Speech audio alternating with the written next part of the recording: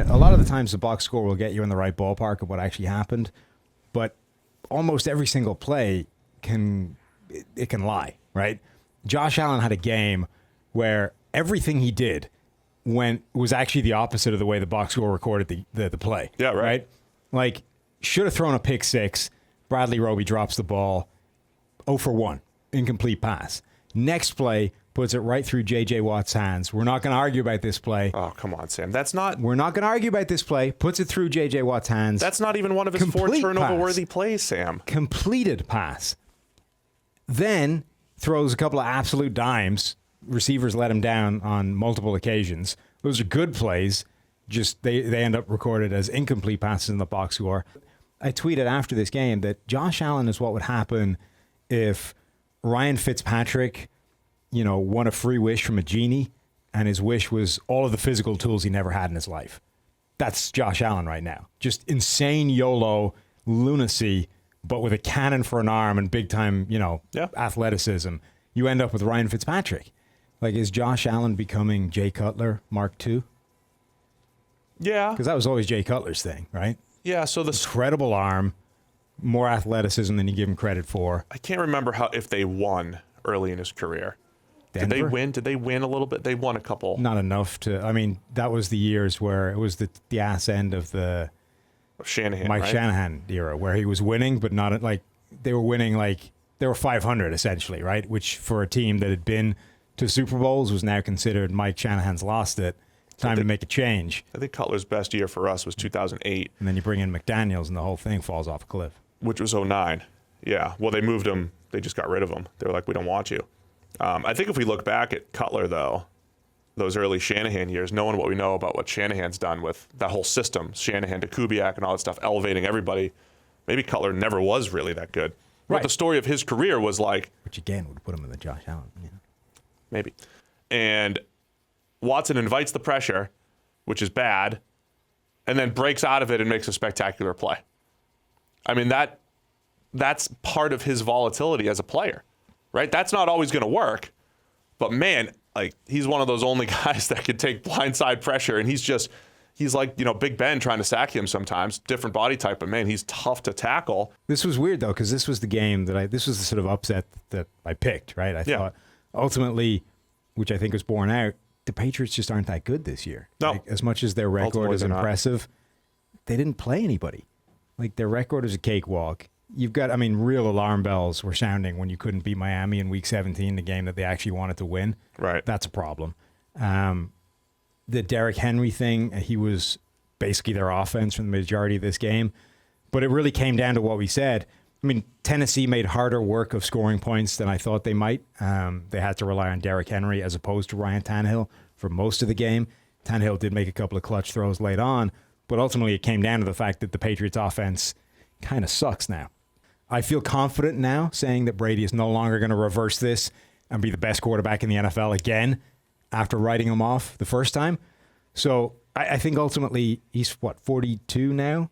About to be 43 before the season starts. Though. So I'm not saying he's done, right? Again, I didn't say he was done the first time. You just don't think he'll be the top 5. I'm not saying he's done. I just think his time as being the best quarterback in the NFL is over, right? Right. And now... Because last time you said he declined, he became the best. He was by far the best quarterback in the league for the next 5 years. This, that was a dent to my point. Definitely. Yeah.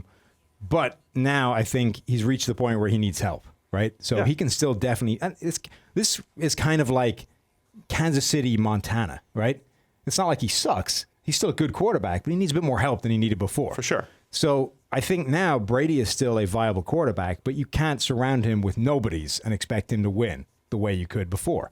So the Patriots' real failing at this point is there was just nobody on that offense. They tried to get it done with this group of receivers that can't get open, a running game that doesn't really matter anymore unless you're going to crush it the way Tennessee did. And even Derrick Henry monstering the entire New England offense, they put up very few points.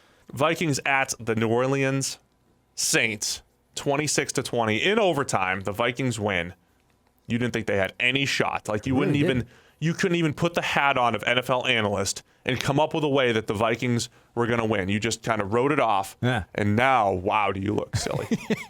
Well, Yeah, so the way that I came up with for them to win was like everything had to go right. And that's not how it worked. What I hadn't actually factored in is the idea that the Saints offense would suck. Yeah.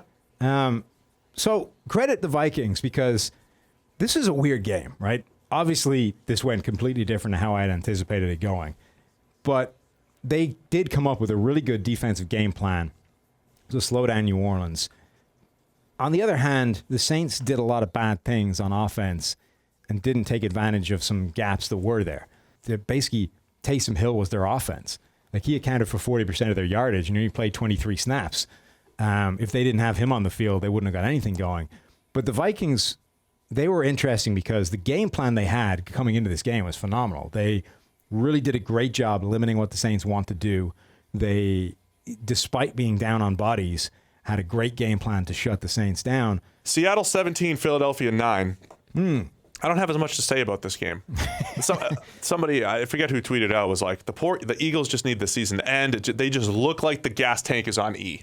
Well, they just ran out of bodies. They really did. Good for the Eagles. They gutted it out. Good for them. I feel really bad for Carson Wentz. Yeah, he took the shot to the back of the head, concussed. I don't know how that wasn't, a penalty. I thought it should have been. They came out and justified it afterwards, basically saying full speed, it looked just like incidental helmet contact. Like my wife was asking me, she was like, well, is he going to get fined for that? I was like, I can't remember if the NFL doesn't like doing that because it admits it, but I think they do, right? No, they do. They'll throw fines out and be like, well, we're admitting we were wrong. To be fair, so the quote that came out was like the pool reporter talking to the official thing. Yeah. And the official hadn't seen a replay of it since then. He was just saying, look, live, it looked like incidental helmet contact. We didn't think it was enough for a penalty. Right. I'm like, okay, fine. I mean, that's very, very wrong, but cool. But that was the game, right? They knocked Carson Wentz out of the game. 40-year-old Josh McCown comes in, and, as much as he was game, dude tried his heart out. I mean, the thing that sums up the week, going to be the guy to get it done. Josh McCown is the worst of the 3 40-year-old quarterbacks that played this weekend. So the chances Philadelphia was going to win were slim. And honestly, they had a real shot if Carson Wentz had just been able to stay in there. This game came down. It was 17-9 for God's sake, and there was Same a couple score of as the other game, right? Couple of huge plays for DK Metcalf going up against just disastrous Eagles secondary of nobodies. Despite those huge plays, which were inevitable at some point, Seattle has 17 points. If Carson Wentz had been the quarterback instead of McCown, you've got to think there's another touchdown in this game for the Eagles. Likely. And they probably sneak this, or at least are in it, in it with a play here or there. Dude, Joe Thomas, come on. What's he weigh, 240 now? I got 40 pounds on him. He would murder you. Joe. We poured one out for Joe on the pod. We did. But he's we always said that, if you ever encounter someone that's actually vaguely your size. He's not vaguely my size. He kind of is, though. What's he, 6'5"? Yeah, 6'6", 6'7". Plus he's got those short arms, He's got those 32-inch arms. He can't. Didn't it turn out that was always a mistake? I think it was 33. Yeah, I think he was fine. 33 plus. He would kill you. All right. Well, we'll invite Hawk to the Cincy Y. And we invite guys the Tomahawk podcast to Cincinnati to the Y. Central Parkway. I'll let you guys get in for free on my membership. We got free, so don't worry about that. #Noonball. We'll send you the Google invite. Just show up. Let's invite them, actually. Yeah, let's throw them on the Google invite. Yeah. We'll send it over anytime you want to show up. We'll go through your PFF grades at the office after if you want. Ideally, the more the merrier, so we can try and stack the teams in a way that we won't get murdered. But no, 2-on-2. No. 3 former professional athletes and Sam all on the same court at the same time. You want to get rid of me and get back to more great PFF YouTube content? All you have to do is push that button right there and subscribe. Thanks for watching.